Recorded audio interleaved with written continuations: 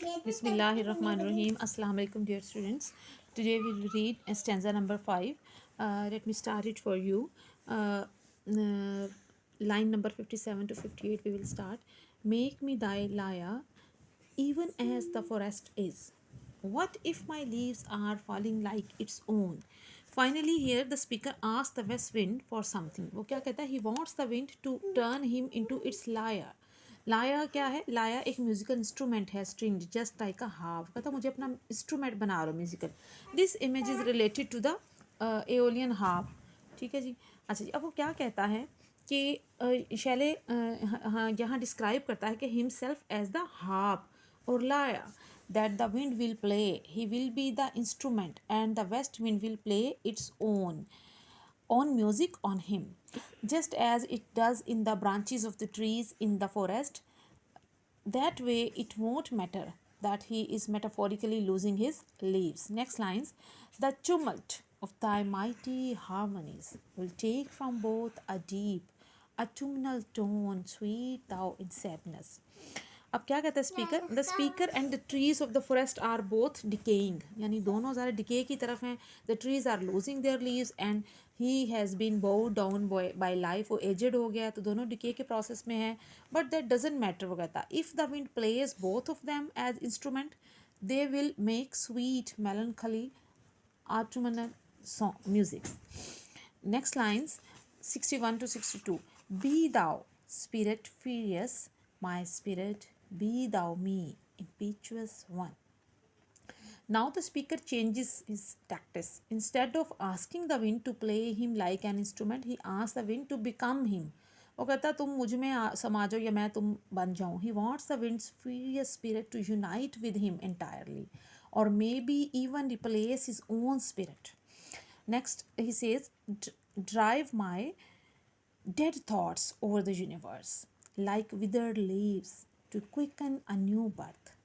The speaker compares his thoughts to the dead leaves. वो अपने thoughts को dead leaves से compare करता है. Perhaps the west wind can drive his thoughts all over the world in the same way as it moves the leaves, and they will become like a rich compost or mulch from which new growth can come in the spring.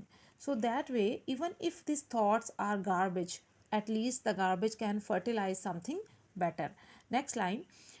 And by the incantation of this verse, scatter as from an unextinguished hearth ashes and spark my words among mankind. Incantation of this verse, यानी इस मेरे ये जो अल्फाज है इनके जादू से वो कहता कि जब ये फैलें, ऐसा है जैसे एक फायर प्लेस है जो ना बुझने वाली हो, जिसमें ना बुझने वाली चिंगारियाँ हो. तो कहता मेरे वर्ड ऐसे हो मैन काइंड के दरमियान फैला दो. The speaker comes up with another metaphor to describe what he wants the wind to do his thoughts, and this one isn't about fertilizer. He describes his own words, perhaps the words of this very poem, as sparks and ashes that the wind will blow out into the world.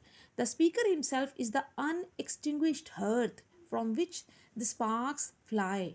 He is a fire that hasn't gone out yet but is definitely waning. Next lines. Be through my lips to unawakened earth the trumpet of a prophecy.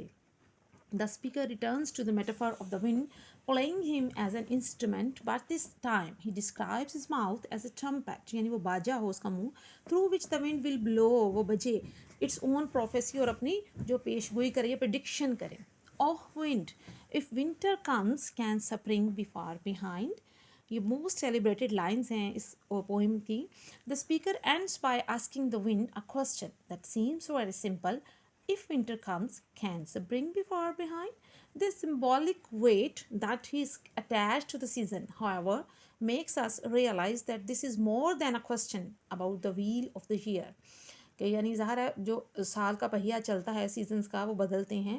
He is asking whether or not the death and decay that come at the end of something always mean that a rebirth is around the corner. के death का मतलब क्या है कि एक rebirth. He is hoping that's true because he can feel himself decaying. Actually अब stanza number 5 में क्या उसने कहा है कि the poem directly ask the wind to make him an instrument and tool of political and moral change. Make me thy lyre and drive my dead thoughts over the universe. This poem ends optimistically with shallows echoing the popular saying, if winter comes, can spring be far behind? I hope so it's clear to you. Thank you so much.